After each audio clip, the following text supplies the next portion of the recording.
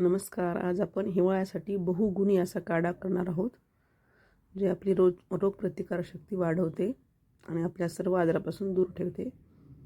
तर त्यासाठी मी इथे 2-3 आवळे असे कच्चे चिरून घेतलेले आहे. ओली हळद, जे अद्रकासारखे दिसते ते चिरून घेतलेली आहे. असे मोठे मोठे तुकडे कट करून घ्यायचे आहे.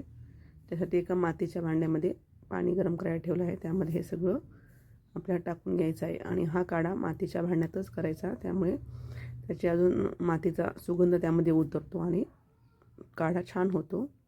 तुमच्याकडे अवेलेबल असेल तर मातीचं भांडं वापरू शकता किंवा स्टीलच्या भांड्यासुद्धा करू शकता.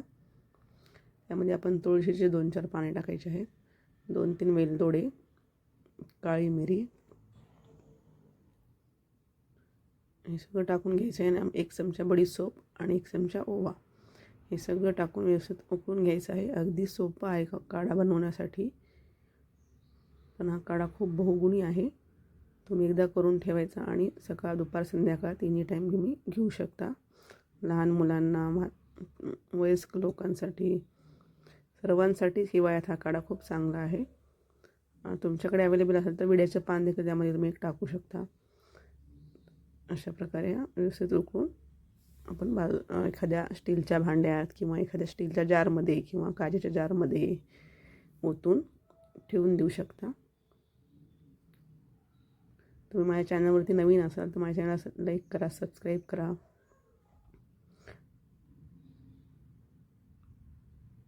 अशा प्रकारे व्यवस्थित मंद आचेवर उकळून घ्यायचं आहे. त्यामुळे त्याचे सगळ्याचे फ्लेवर त्या पाण्यामध्ये उतरतात आणि खूप छान काढा बनतो हा. अगदी खूप काही कष्ट नाहीत.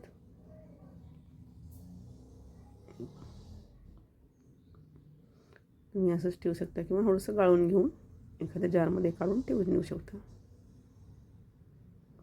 हा काढा घेताना थोडासा कोमट करूनच घ्यायचा आहे. धन्यवाद.